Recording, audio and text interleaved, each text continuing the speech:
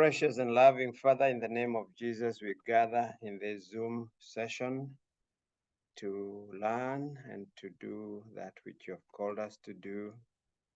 We praise your name, we exalt you, we honor you, King of Kings, as we learn how to be with our sons, as we learn how to take care of families. Lord, help us and minister to us. We give you all the praise, all the honor, and all the glory. In the name of the Father, the Son, and the Holy Spirit, we pray. Amen, amen, amen. Amen, amen, amen. Invited.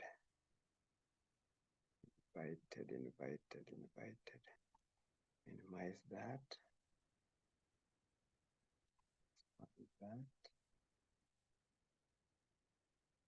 Now share.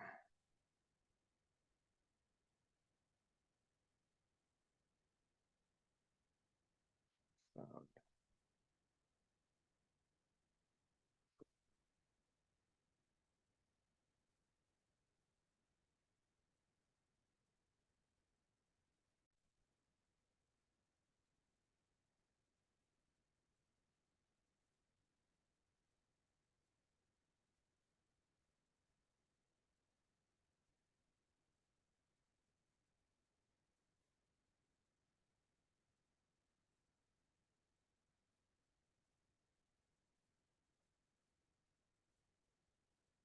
Welcome, gentlemen.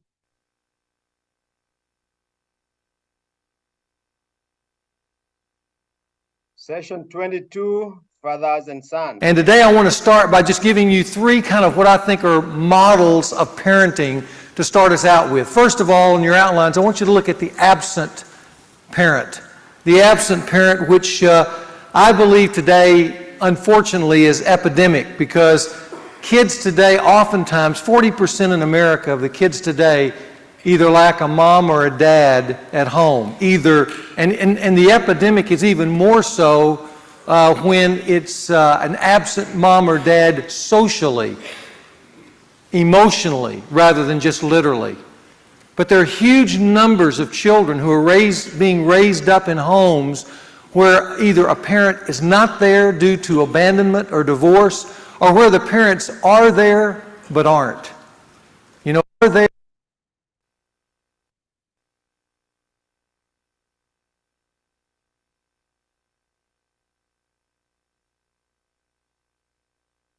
And today I want to start by just giving you three kind of what I think are models of parenting to start us out with. First of all, in your outlines, I want you to look at the absent parent. The absent parent, which I believe today, unfortunately, is epidemic, because kids today, oftentimes, 40% in America of the kids today either lack a mom or a dad at home. And the epidemic is even more so when it's an absent mom or dad socially, emotionally, rather than just literally. But there are huge numbers of children who are being raised up in homes where either a parent is not there due to abandonment or divorce, or where the parents are there but aren't. You know what I mean by that? They are there but aren't. Oftentimes in our generation, because of the fact that you have two parents who are career-driven. In the 50s and 60s, women used to complain about the career-driven husband. Unfortunately, when you got to the 80s and 90s, rather than that excess being corrected, what happened was women joined that pursuit. And as we move into the 21st century, I think for a lot of young children growing up right here at the beginning of the 21st century, what we're going to find later on is that not only do a lot of children suffer from the absent father wound, but will also suffer in the next generation from the absent mother wound. Mom just wasn't there. But that's one style of parenting, the absent parent. On the other hand, there's some healthy things happening in our country today, and that's what I call the engaged parent. That's number 2, engaged parenting, which I think represents a healthy new resurgent of parental involvement in children's lives that's occurring right now in our country, and that's good, seeing moms and dads realize the importance of being close to their children, involved in their schoolwork, involved in their social relationships, attending their games, just being an overall part of their life, which gives weight to a child's life growing up. That's such a healthy thing, and it's so encouraging to see many children today get a new closeness of time and attention with mom and dad because they figured it out. They figured out that a kid just can't raise his or herself, that they need that closeness of proximity. They need time and attention to grow up healthy and whole. But I think there's a third kind of parenting, and quite frankly, I think the third type is the best type. I'm going to call it strategic parenting. It's a style of parenting that not only engages a son or daughter with time and attention, but also equips a son or daughter with the most important issues of life, so that when they go out in life, they go out confident about life. This week and next week, I want to address some specific ways a dad can be strategic with his son, and then next week, strategic with his daughter. And as you know, throughout men's fraternity, we have made one important point over and over again. And that is, dad, for a child, is destiny. Dad's destiny. His presence or lack of it has no rival when it comes to shaping the formative beginnings of a child's life. For a son, dad is, and dad always will be, a powerful reality in a child's life. I like what country singer Kenny Loggins said not too long ago. He said this. He says, "Are we ever really free from the gravitational pull of the moon? Can a son ever stop needing his father's love? I don't think so. As I see it, this is simply emotional physics." And I tell you, when it comes to that incredible closeness between a father and son and what goes on there, there is some emotional physics that will occur that last for a lifetime. I think maybe some of us saw that a number of years ago in the life of the great basketball player Michael Jordan. As many of you know, during one of the seasons, championship seasons for the Chicago Bulls, Michael Jordan's dad was murdered tragically. And at the end of that year, as it came down to the end and the Bulls won another NBA championship, at the end of that game, Michael Jordan ran out on the court and grabbed the basketball and fell down in a fetal position. I don't know if you remember that. And began to sob uncontrollably. Now here was a guy who had it all. He had fame, he had money, he had superstardom. He had everything but what he wanted most in this moment. Because in this moment, as he hugged that ball and squeezed it tight, he was hoping he could squeeze out just one more moment with Dad.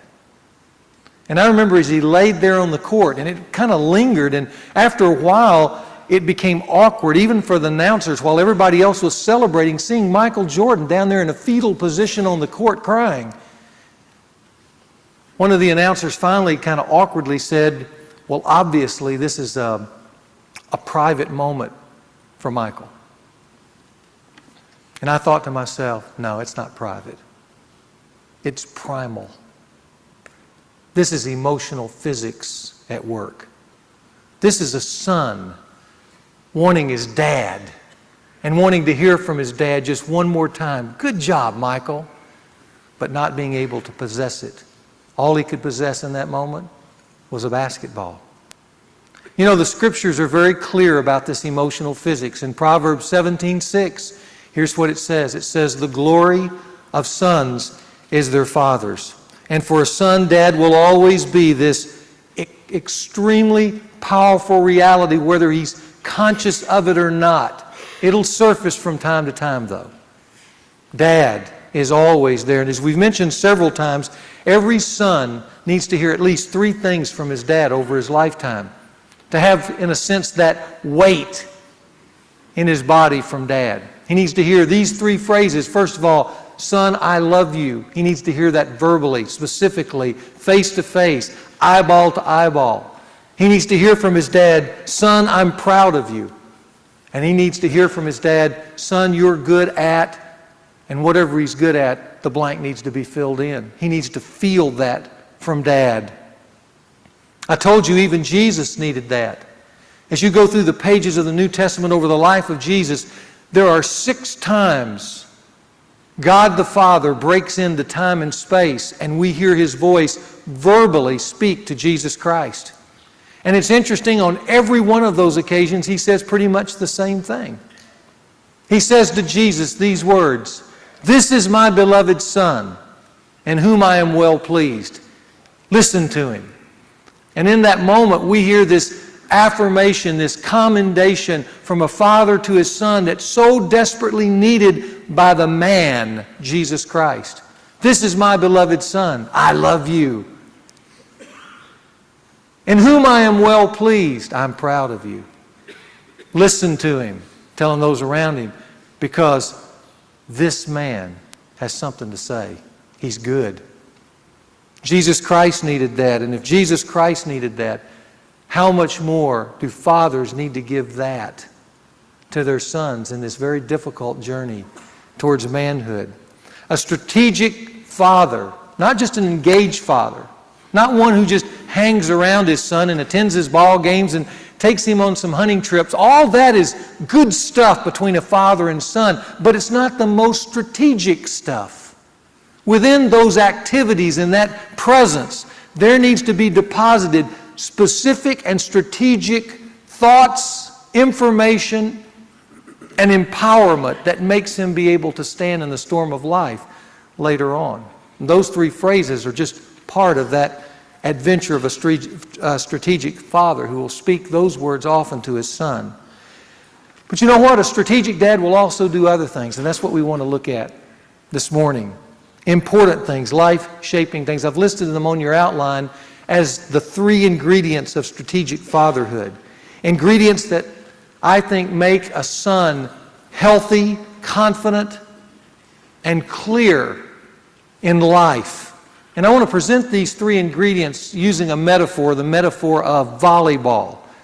Now, I'm not sure how many of you guys played volleyball. I never did, but except for just the recreational kinds of things. But you don't have to play volleyball very long to know that there are 3 key moves in volleyball. There is the dig. It's that person getting down the dirt to pull that ball up for his teammates. There is the set, where you set it up for the net. And then there's that other strategic move called the spike, where you jam it home and score the point. Strategic fatherhood, in some ways, can be compared to the game of volleyball around those 3 moves. I want to give them for you as definitions. First, for a dad, a strategic dad, the dig is dad's compelling character. Every son, listen guys, every son wants to be like his dad, at least for a time, until dad disappoints, until dad pulls back or pulls out. In the beginning, every son wants to be like his dad. And the dig is this. The dig is that you as a dad must have a life worth wanting. And that's hard, dirty work. That's not something that you can go out in a weekend seminar and get in a notebook. That's not something that just immediately happens. That's not some kind of phrase you can throw out to your son on occasion and he finally gets it. The dig is you getting down in the everyday dirt of life, the hard-edged, pressurized frenzy of the 21st century, and living in such a way that your life would be in some ways compelling to your son.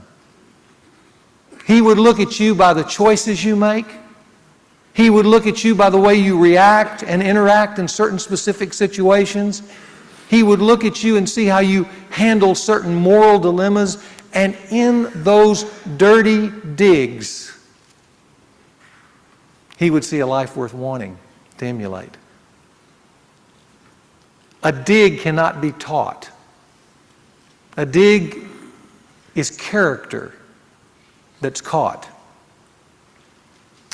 A number of years ago, I read the following article in Reader's Digest that I think really illustrates this point called the dig.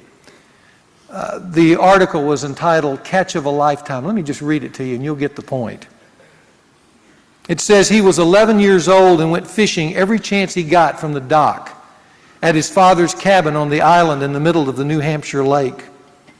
On the day before the bass season opened, he and his father were fishing early in the evening, catching sunfish and perch with worms. Then he tied on a small silver lure and practiced casting. The lure struck the water and caused colored ripples in the sunset, then silver ripples as the moon rose over the lake. When his pole doubled over, he knew something huge was on the other end. His father watched with admiration as the boy skillfully worked the fish alongside the dock. Finally, he gingerly lifted the exhausted fish from the water. It was the largest one he had ever seen, but it was a bass. The boy and his father looked at the handsome fish, gills playing back and forth in the moonlight. The father lit a match and looked at his watch. It was 10 p.m., 2 hours before bass season opened. He looked at the fish and then at the boy. "You'll have to put it back, son," he said. "Dad!" cried the boy. "There will be other fish," his father said. "Not as big as this one," cried the boy. He looked around the lake. No other fishermen or boats were anywhere around in the moonlight. He looked again at his father, and even though no one had seen them, nor could anyone ever know what time he caught the fish, the boy could tell by the clarity of his father's voice that the decision was not negotiable. He slowly worked the hook out of the lip of the huge bass and lowered it back into the black water. The creature swished its powerful body and disappeared. The boy suspected that he would never again see such a great fish, at least not in his arms. That was 34 years ago. Today, the boy is a successful architect in New York City. His father's cabin is still there, on the island in the middle of the lake. He takes his own sons and daughters fishing from the same dock. But he was also right. He never again caught such a magnificent fish as the one he landed that night long ago.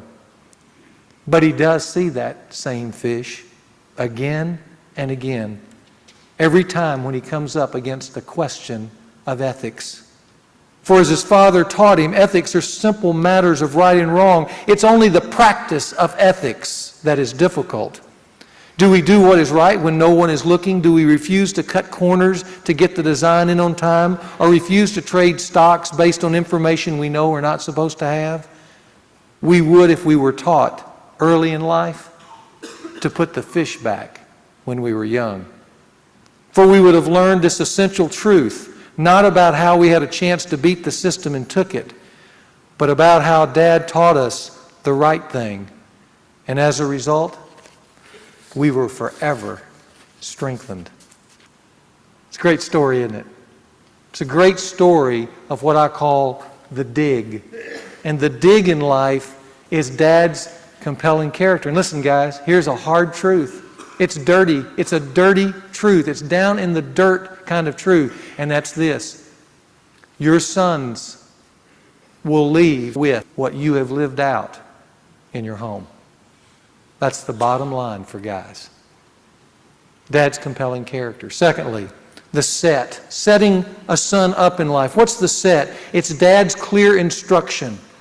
Stephen Covey, in his book, 7 Habits of Highly Effective People, mentioned that one of the essential habits of life for successful people is that they begin any enterprise with the end in mind. Every dad should ask this question: what essential information do I want my son to leave home with at the end? We've mentioned this before, but as he drives away, and you've shaken his hand or hugged his neck and said, "Son, be a man," and now his car is disappearing over the horizon, what does he leave home with? That's the end.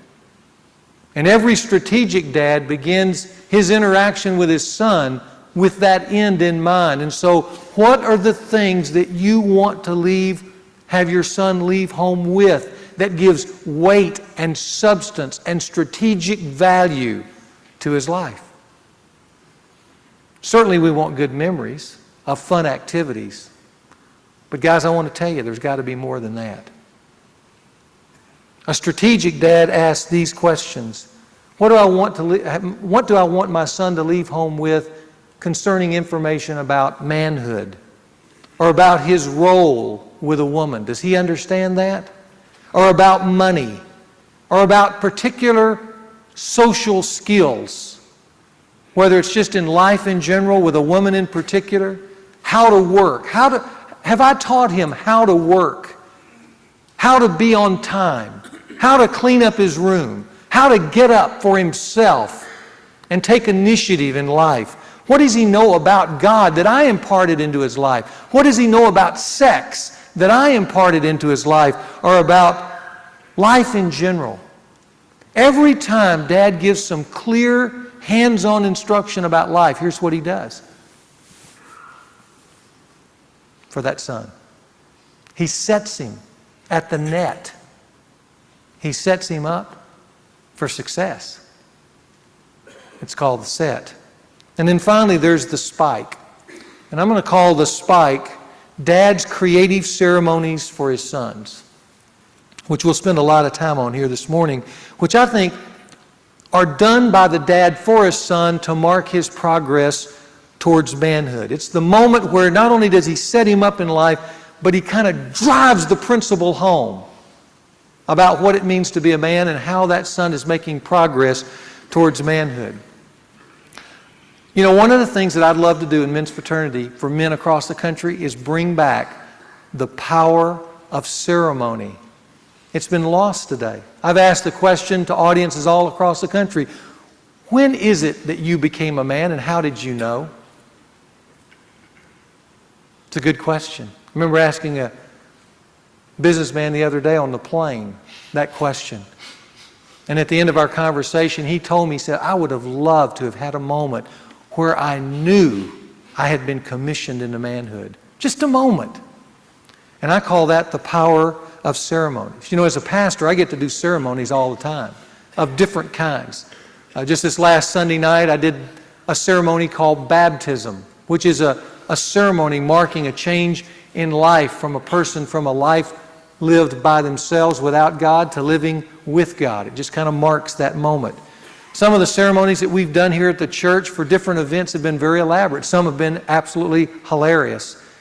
Even some that weren't so supposed to be funny, like a wedding that I did a number of years ago where we were down here, and it was one of those huge formal weddings, you know, where, you know, almost an uncontrollable budget as far as the amount of money that was spent on this wedding. And right here at this end was, at the end, as everybody marched out with the processional at the end, or the recessional, I should say, was the last groomsman. And down here was the last bridesmaid. Now this bridesmaid down on this end looked like she weighed about 95 pounds. She was the most feminine, soft, small individual of the whole wedding. And down here was this pretty big, burly guy, and he was supposed to usher her out. Only problem is he had locked his legs through the whole ceremony. And it was just a little bit warm. And after everybody was out and we were just about to clap at the end of the wedding, he came to get her. And as he started coming here, I could tell he was white as a sheet and his glasses were down on his nose. And his eyeballs were rolled back into his head. And suddenly as he was walking towards her, he started leaning forward and then he just started running. And she was here with her little bouquet, 95 pounds, waiting for him. And she was paralyzed and he got faster and faster, and then he hit her like a linebacker, right up under the chin, and put her right up over the first row, and her legs were sticking out. Some ceremonies are hilarious like that. But let me tell you, they're all powerful. They all have a unique communication to them, because that's the whole essence of a ceremony. A ceremony is a sacred seal about something. It seals, in a way that few things can, a change in life. And because of the investment of time and attention and money in it, it creates importance and an unforgettable memory. That's what ceremonies are all about. I remember reading a book by George Duby on knights. And it was said that when a young man came to that moment after all his training where he kneeled before the king and he felt the blade on his shoulders knighting him. Dubé makes this comment. He said, when a young man was dubbed, it was the finest moment of his life. It was the ceremony in which he knew without a doubt he had passed over into a new stage of life. Did you know every boy needs that moment? He needs to know that he's coming over the bar into a new stage called manhood. How does he get there? How does he get there in America today? Did you know there is no moment unless a strategic dad makes the moment?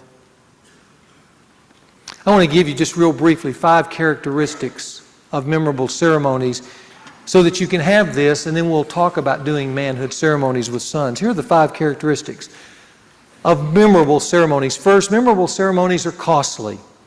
They're costly. The more time, the more thought, the more planning, the more cost, the better. That just goes part and parcel.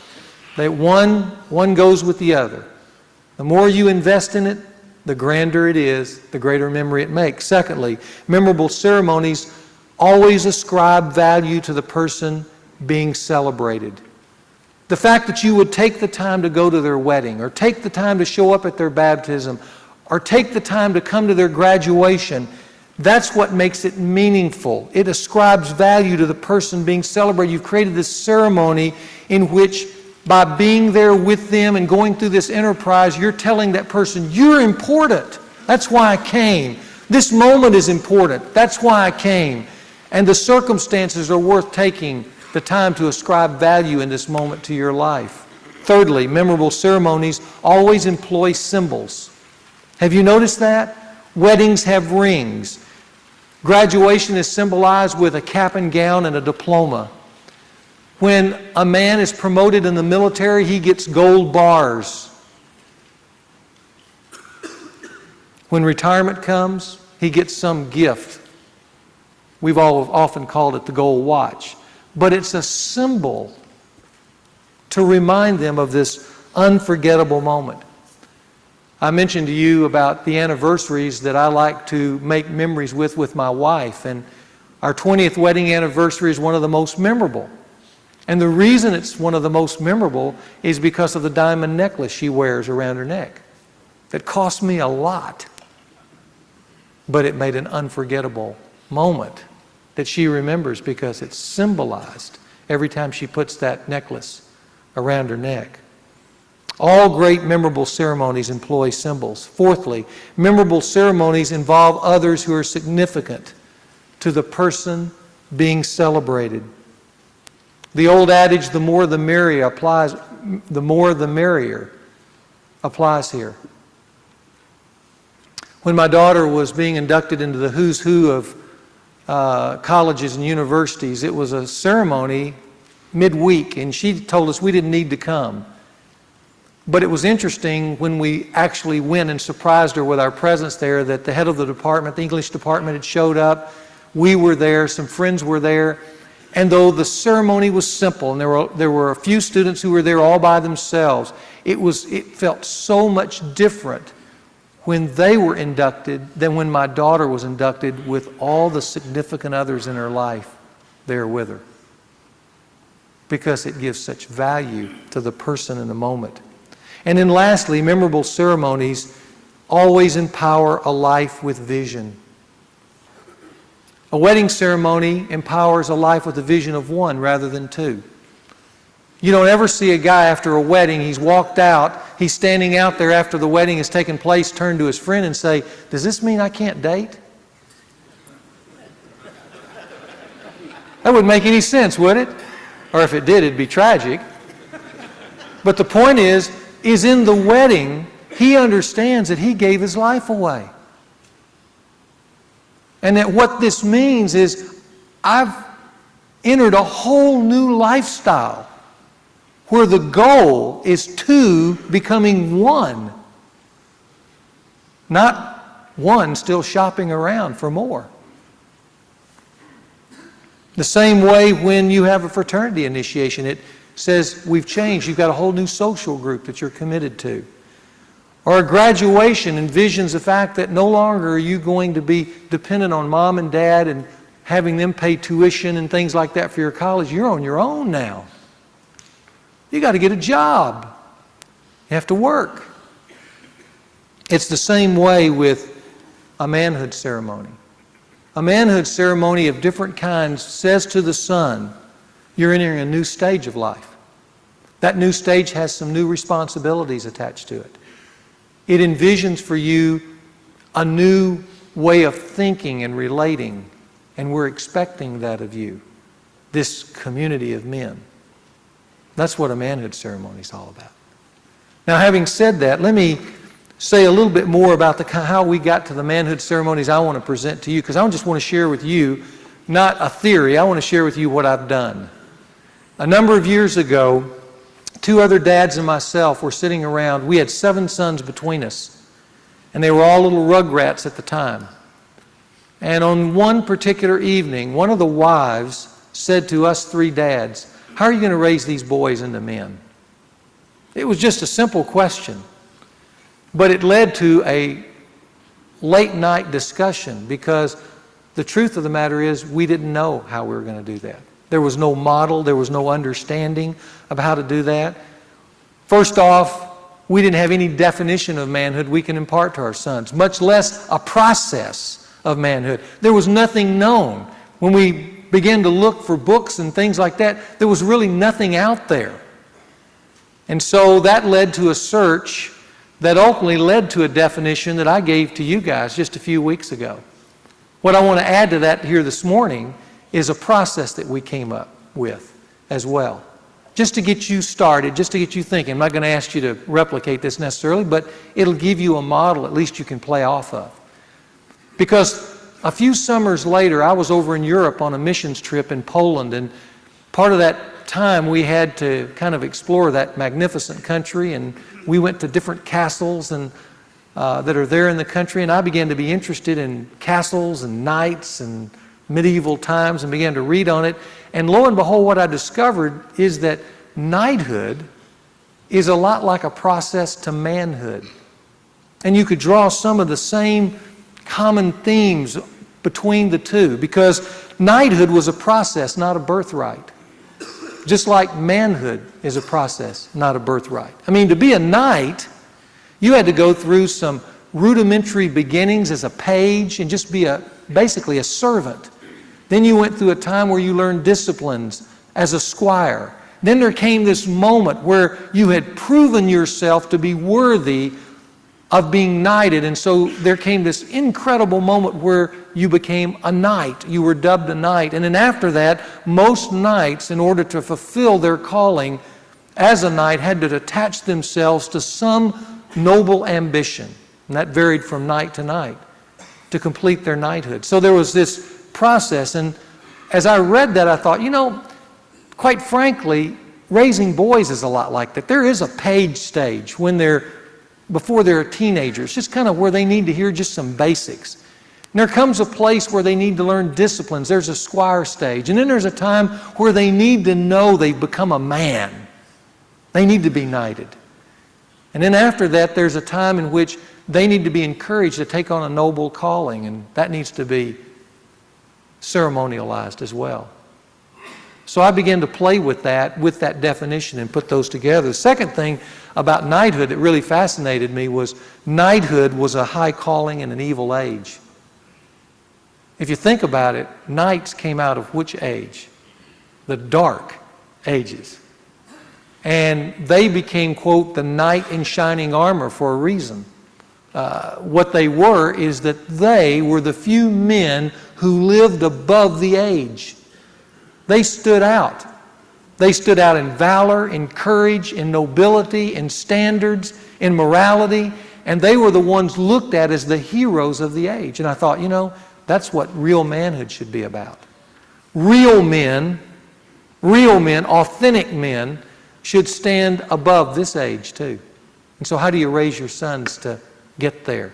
Where they're living not just as a good businessman, but they stand out in their character, in their calling, in their involvements, in their investments. Sons don't get there by accident. See, we think they're just going to kind of get there. They don't.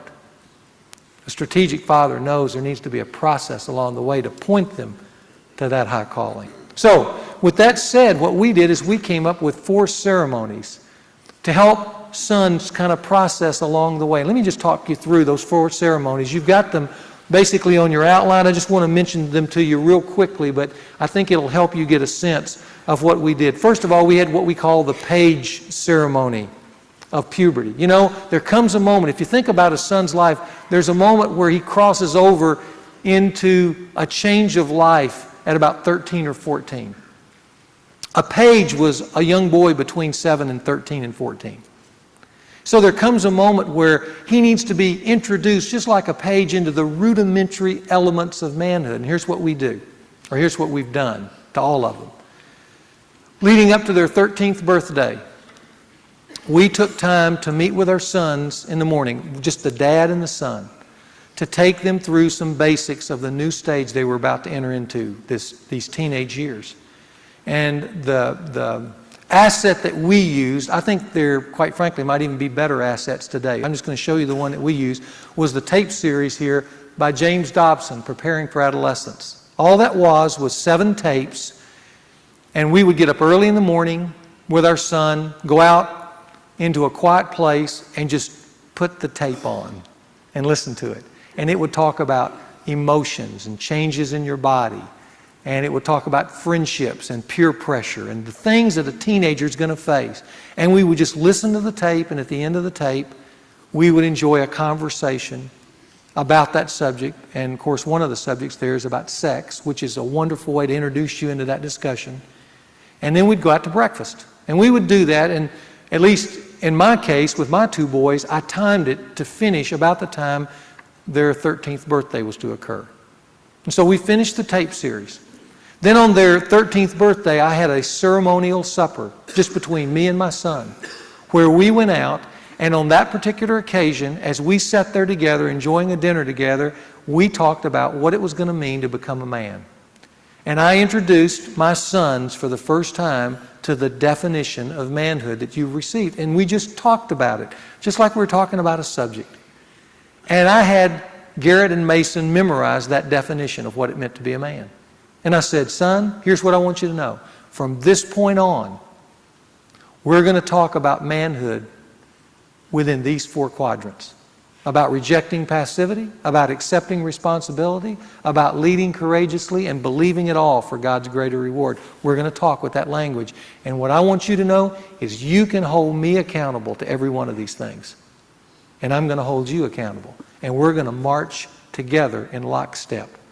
So we do that. And in order to kind of memorialize that moment, I thought of something I could give them as a symbol of that moment.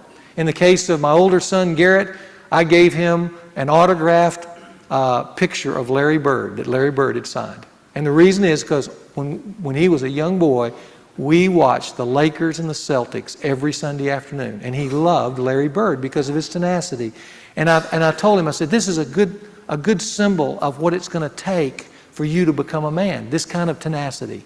And that was kind of his symbol. In the case of Mason, I gave, because he loves gadgets, I gave him a gold compass.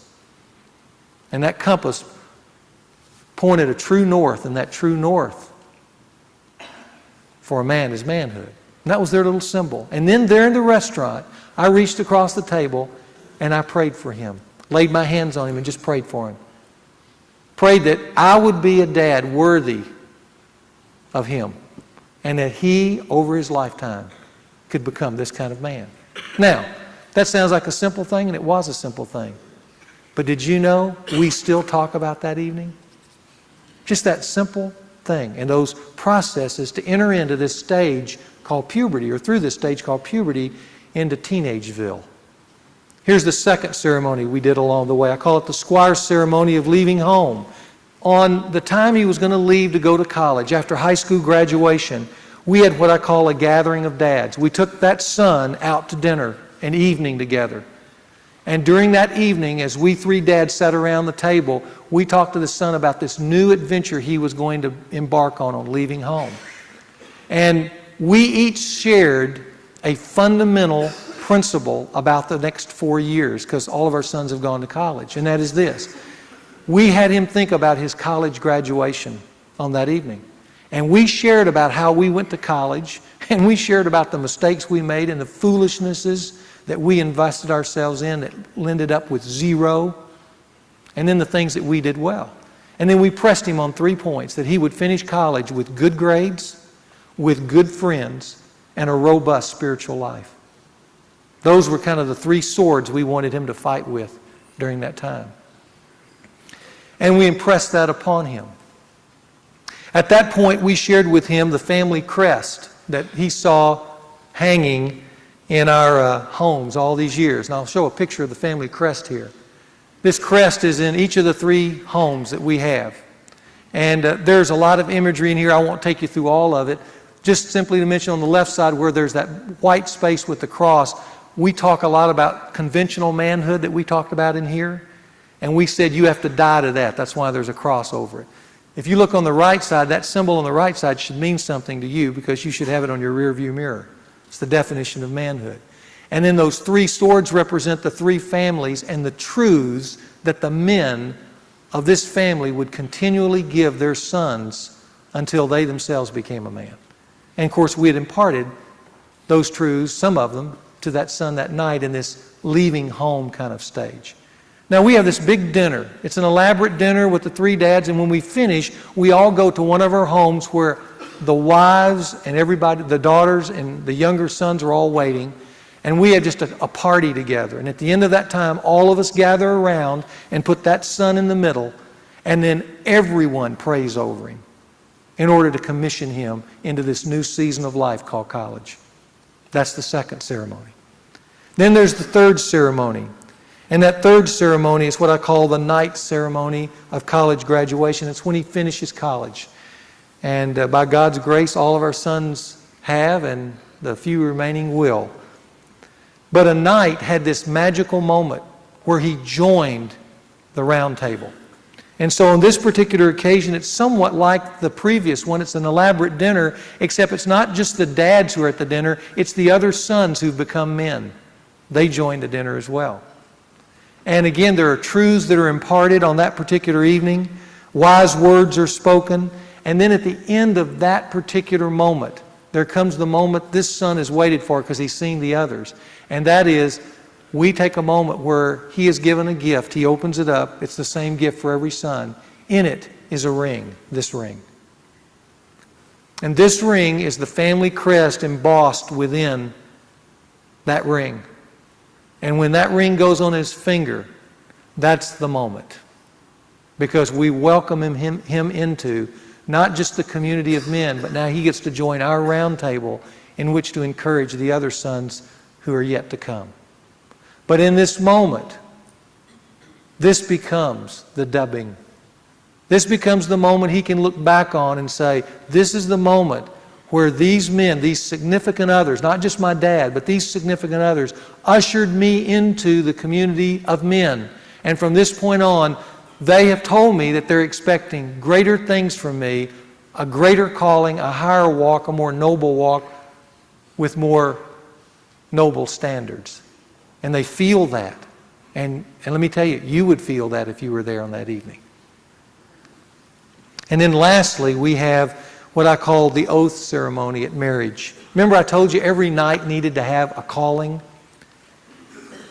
Well, these sons are going to have different callings, but one of the callings probably each one of them will concern marriage.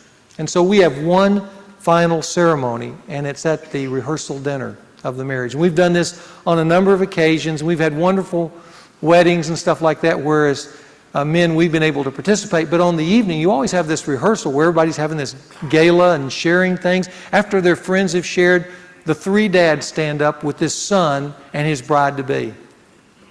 And what we do in a public way is we tell this young man's story that we've been involved in since he was a pre-teenager. And things that we have admired about him. And things that we love about him. And his dad gets to share publicly again how much he loves his son and is proud of his son and the things that he's good at in front of this great host of friends and family. And then one of us tells kind of the story of growing into a man and rehearses that moment where he became a man. But at this point, we are there just to make one final statement about calling, because the next day he's going to be married, and that's a noble calling. And we're expecting great things from him in that calling. But on this moment, in front of his friends, we want to remind him of something. And that is that he made a promise to us first, even before he's going to make a promise to this young lady. And that is, he promised us that he's going to reject passivity and accept responsibility and lead courageously and expect the greater reward, God's reward. He promised us, his men, his few, his very few, but his band of brothers, he promised us that he would do that for a lifetime. And we want him to know in front of friends and company that we're going to hold him to that, as well as this noble calling by which he's been called. Now, at that moment, what we present to him is this. He gets his own crest. And this is exactly what he gets, to hang in his home, so that it'll sit there and remind him. It'll be that silent reminder, that symbol. The next day he'll get a ring, but on this night he gets a crest. And that crest is to remind him of this calling to manhood of which he's now a part of, and yet he still has to fulfill in his own dig, because he's got to dig now and dig deep. So these are the ceremonies that we perform with our sons in calling them. Now, you may say, gosh, that just overwhelms me. But here's what I want you to hear. These are just 4 moments along the way. We're talking about over maybe 20, 25 years. There are these 4 moments that any dad in this room could invest in a son, and let me tell you, it'll be some of the finest moments of your life if you do it. There are some of you here, as I've had after this particular session, who would come up to me and they'd say this to me. They'd say, gosh, I wish I'd have heard this 20 years ago. My son's 30 years old. What do I do now? Let me tell you, it's never too late. It's never too late. Now, you may not be able now to go back and do the kind of ceremonies that I've just talked about, but listen, there's a whole world of creativity out there. But wouldn't it be a wonderful thing, even with a 30 or 35-year-old son, for you as a dad to say, you know, I've never told my son, you're a man. So why not come up with a weekend, just you and your son? Go out and do something. Maybe it's a great sporting event, or maybe it's a little mini weekend just to be together where you share with him things that you've learned about life, but you give him the hand of manhood. And you say, son, I just want to recognize to you that you're a man, and I'm proud of you, and I love you. Just that moment could mean everything. Then there's some of you who've got little rugrats running around, and you don't need to employ all this stuff on them right now, but let me tell you, this is a great time to start thinking about how you're going to call them to manhood and to come up with some creative ceremonies of your own. I have been absolutely amazed at dads who've heard this talk. They have done ceremonies that have gone way beyond anything I just shared with you. Ours are fairly simple, to tell you the truth.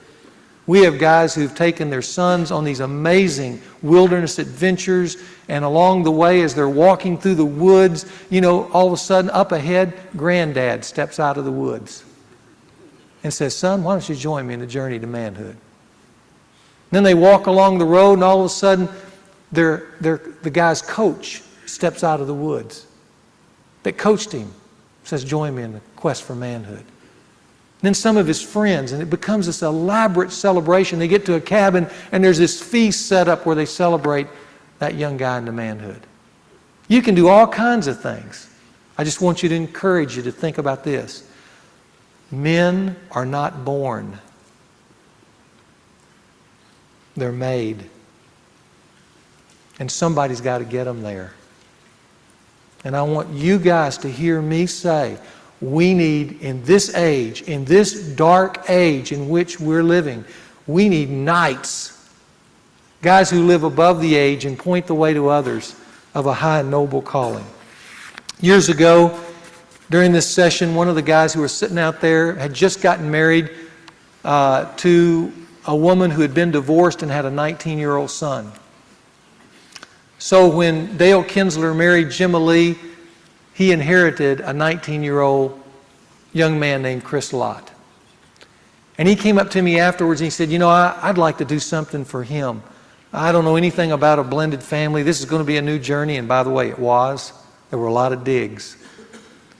But as he continued to reach out to Chris and try to bridge that gap and the hurt of the past, Chris began to respond. And then later on, Dale Kinsler set up a fairly elaborate ceremony in the Ouachita Mountains to do with him and some other dads and their sons, where they initiated them into manhood. And they had a big campfire where they had the kids write down, all the things of what it meant to be a boy, and put it in an envelope and threw it in the fire. And then they talked about manhood, and they took hikes and stuff. And then on the final night they came back and they presented them with a plaque that called them into manhood. And on it was 1 Corinthians 13:11. It says, when I was a child, used to think as a child, act like a child, reason as a child. But when I became a man, I gave up childish things. And they had a ceremony right there where Dale called Chris into manhood and said, I want you to join my legacy of manhood. It was a great, great weekend for them. Months later, on Father's Day, Dale received this letter from Chris Lott. I want to read you the letter. Dear Dale, I know I wasn't born your son, but by God's amazing grace, He has made two separate families one. And I thank Him every day for that. I want more than anything for you to know that I'm thankful for you. I'm thankful because you came along and loved my mom with all your heart. You changed her life and you changed mine. I know your legacy isn't over, but you have already started a legacy in me, whether you know it or not. In your life, you've taught me what it means to be a godly man, and I know I'm not finished learning. When I think of Dale Kinsler, I think of a man who deserves respect, a man of character, a man of integrity, a man you can trust, a man of his word, and a man who always has a story to tell. In all, when I think of you, I think of a man who is committed to God. I'll never forget our camping trip in the Ouachita Mountains, when you affirmed me as a son and as a man. Someday, when and if I have a son, we'll go on a camping trip just like that. And then you and I can induct him into our legacy of manhood. Proverbs 22:1 says, a good name is more desirable than great riches. To be esteemed is better than silver and gold. And Dale, with much prayer and consideration, it is my wish to honor you on Father's Day by taking on your last name as mine and carrying on your legacy in my life. With much appreciation, your son, Chris Kinsler. What do you call that, guys? Let me tell you what you call that. Dig, set, spike. That's what you call it. Now let me encourage you, as we finish here this morning, to initiate your sons into manhood. And here's what I want you to do. Guys, be creative. Be creative in every way you can. Some of you guys are saying, boy, I need some more information. Can I recommend to you my book, Raising a Modern Day Knight? Some of you know about that, some of you don't. But I would really encourage you, if you want more information and you want to see some other dads' ceremonies, they're all in this book. It's a very simple book. Any guy can read it. But I think it will give you some wonderful information about raising your son into being an authentic man. So be creative. And lastly, just know this. Your son will love it. Those moments between you and him where you're extending the offer of manhood. Let me tell you what it's going to be for those men, those young guys. It will be the finest days of their life.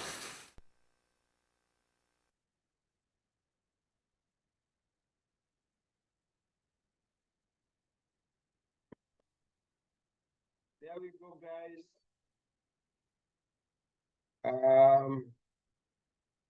I don't know who we lost. We had 4 guys up there. We have 3 now. But welcome. Hmm? Oh, Peter is gone. All right. Great lesson here, guys, and I trust that you followed. I trust that you gotten quite some nuggets. On page 77, this is where we get to discuss a little bit as a group. This lesson has to do with raising sons. And he has illustrated it with his own book, Raising a Modern Day Knight. Some of us are still raising children. My last kid is 20.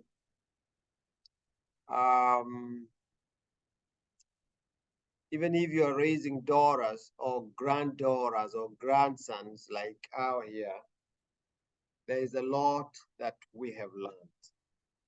Whether you're raising sons or daughters, there's a lot. Next 2 weeks will be a lesson that talks about fathers and daughters. But you're not exempt from this lesson, even if you don't have a son. Maybe there's a potential son in your life. Now, there are very, very key things we learned. I always learn something new. Question number 1, what was the most exciting thing you had today? Explain. The most exciting thing that you had today. Al, what did you learn? For me, trying to pick a time to define your son, or in my case, I'm thinking my grandson now, that they become a man, that you say to them. I never had that. I never even thought of it, but it's kind of neat that, almost like being knighted into manhood. They son, you're a man now. Just, to make them think and realize it. It's kind of neat, I thought. I just never thought of it. Thank you. Calling them to manhood. Donovan, what did you learn? A lot. I think the one that excited me the most, the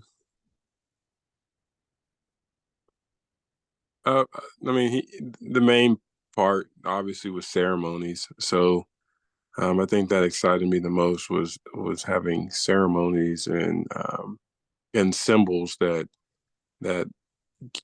capitalized on the ceremony itself. Good. Mm-hmm. Good. How about Vaughn? Yeah, good morning, everybody.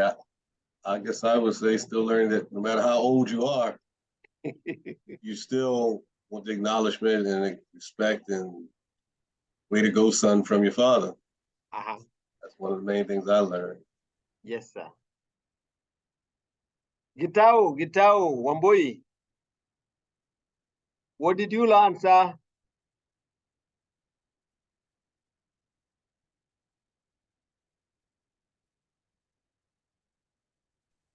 Good morning, everybody. Good morning, gentlemen. Learned, it's never too late to learn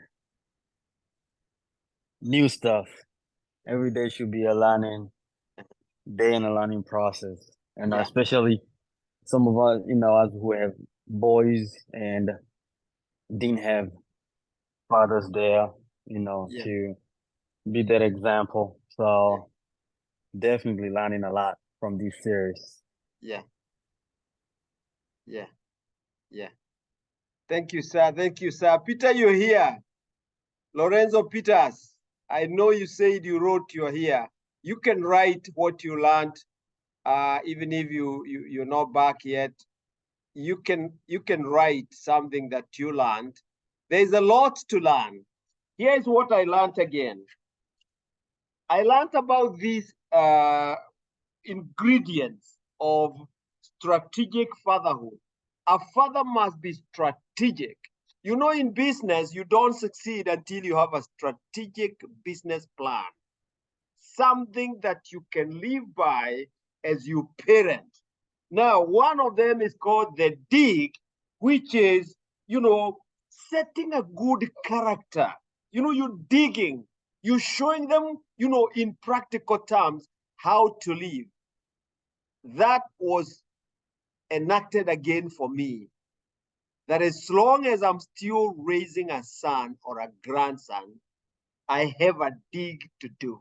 And what is a dig? It is when I am walking the talk. It's not what you tell them, it's what they see you do. I learned that, the dig. A compelling example, that this is how to be a man. For example,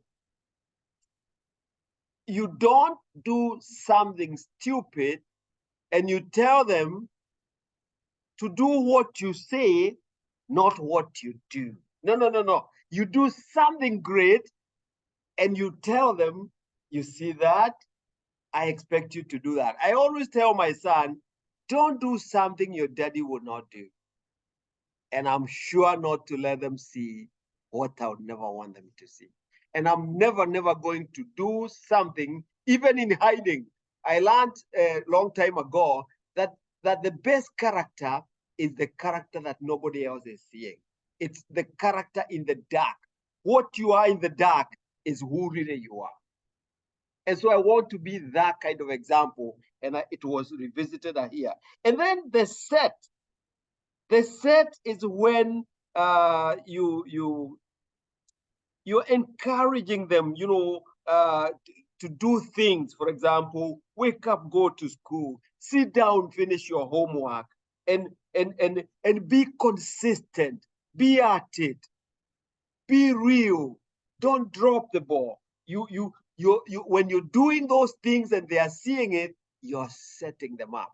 It's like in a game of volleyball where you're putting the ball right there at the net, where now they are ready to really also do the spike. And what is the spike? Is driving the lesson down. Those creative ceremonies. I had an opportunity when my son, who is 26, when he was 12, I went with him and his mother and his brother to a couple that we had been best couple for, and there we prayed over our son.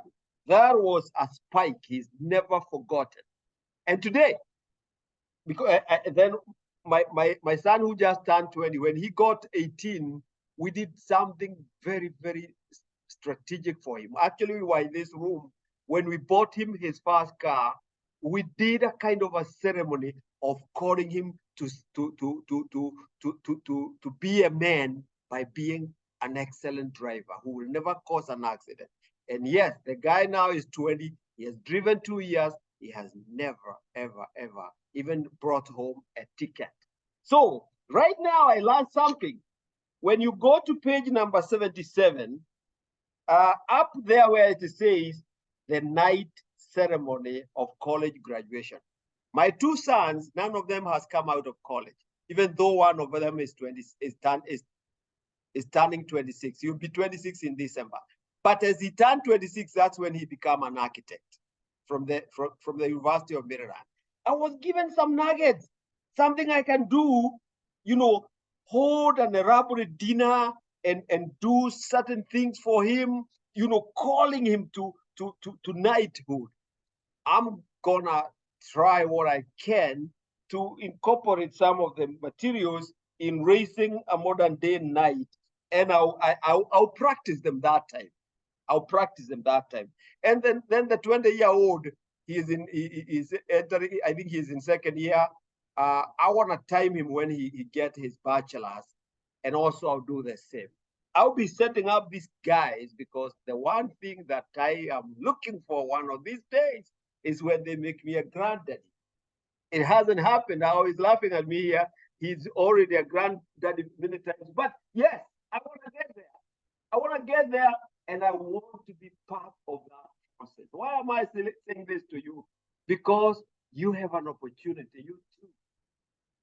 Dig, set, and spike. A spike is finishing it. I have been in a volleyball team. One time I was a high school teacher, and we used to prepare kids for this sport. I was a games teacher too at one time. I was a sportsman once. And yes, those digs, those sets, those spikes, they are very exciting as you watch volleyball people doing it. You know, the dig is when they are playing the game, they are getting it from the ground, almost going to the ground before they are scored, they save the ball. A dig will save the ball. So a dig will save a kid from going bad in character. And a set will be preparing him for success. A spike is helping him to graduate, to really come home. So I love those things, and you can see how excited. How have you helped your son measure his progress to manhood? I don't know. You could explain that. It's up to you. I have told you how I have done it. One way I have done, I have held my sons to accountability. I have told them I never want to hear you caught by the police because you're doing something stupid. And I have told them, if God continue helping me, and I know He will, you will never hear me in a police cell. I don't want to do anything illegal. Neither do I want to do anything corrupt. I want to play by the books. And I have held them, I've called them to accountability. I want you only to involve us for good things, for excellent things, for things that are okay. But anyway, if they fall in trouble, I'll be there. I'll be there. A father never stay away. But I am holding them accountable, even as I hold myself accountable. So how have you helped your sons, to measure their progress in manhood? I don't know. Any one of you has a comment?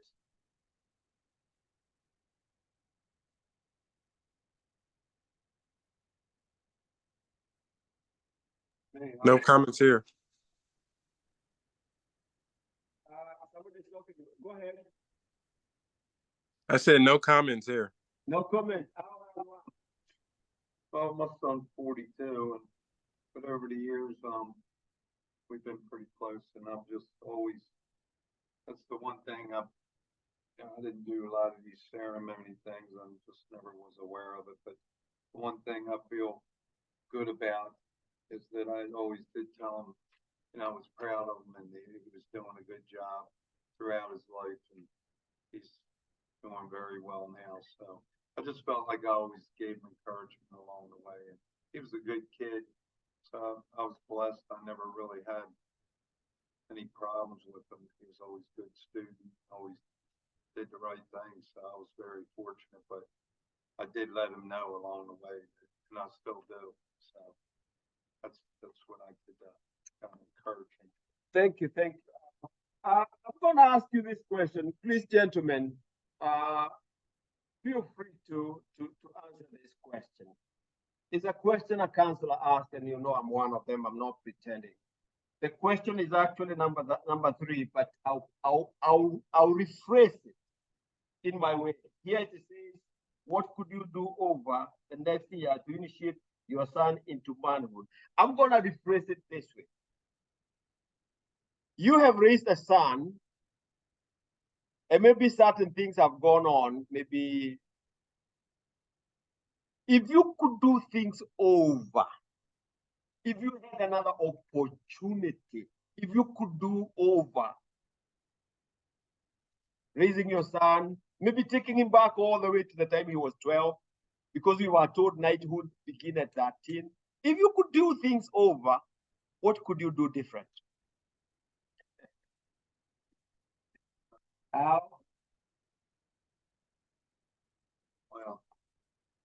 Well, different. I mean, if I saw this, and I think I would be more aware of the Page, the Squire, and look at them stages. I mean, life's happening. You're caught up in working, and they're going to school. You don't think of taking them moments, like he said.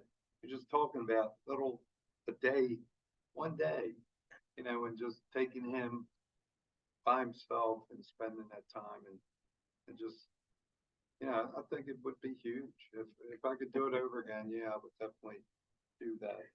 Can I say this to you? I know your grandson is 7 years old or 8.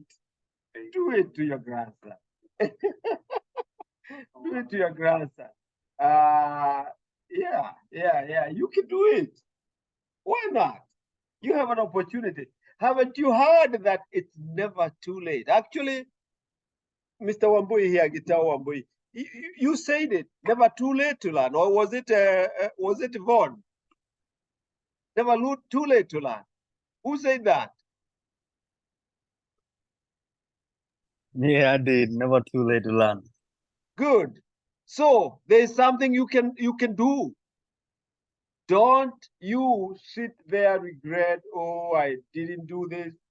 There is always a time to learn. And by the way, I also learned God begin to call you to account when you learn it. It is now when you learn it that you can do it. If you didn't do it to your son, do it to your grandson. Or sit down with your son and look at these ceremonies. For example, if your son now is past teenage, don't bother about what is teenage, but pick up where he is. If he hasn't left college, come and begin at number 3 there. As he prepared to get to graduation, get busy preparing how to call him to that kind of graduation. It is like when you're calling him to manhood, and then continue with him when he's getting on to marriage. Show him how to be a great husband and how to be a great father when he become a father, and how to continue. That way, you are handing over the baton. Those are things that I'm gonna do. I have done a few things, but those are things that I'm yet to do. So this was a great lesson, gentlemen, and I hope it impacted you as much as it did.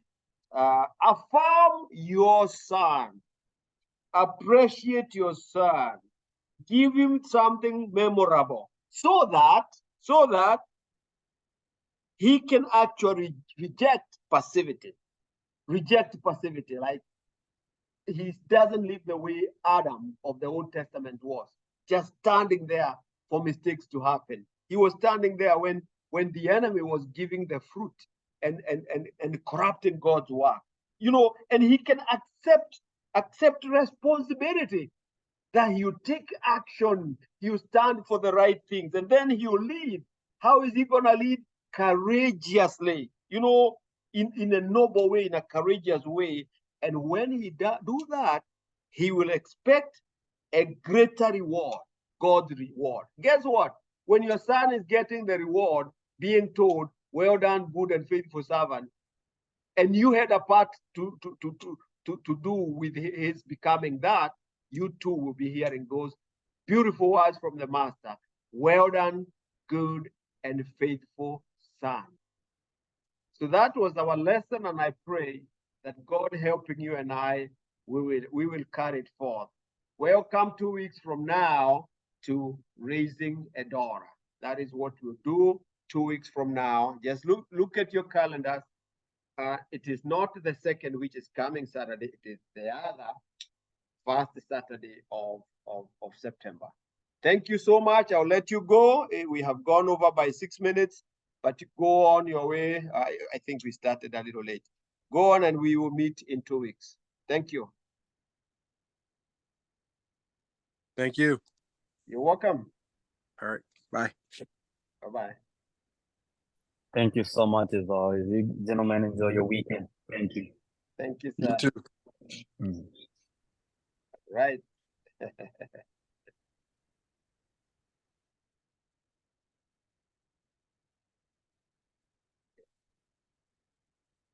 Okay, gentlemen, we are leaving.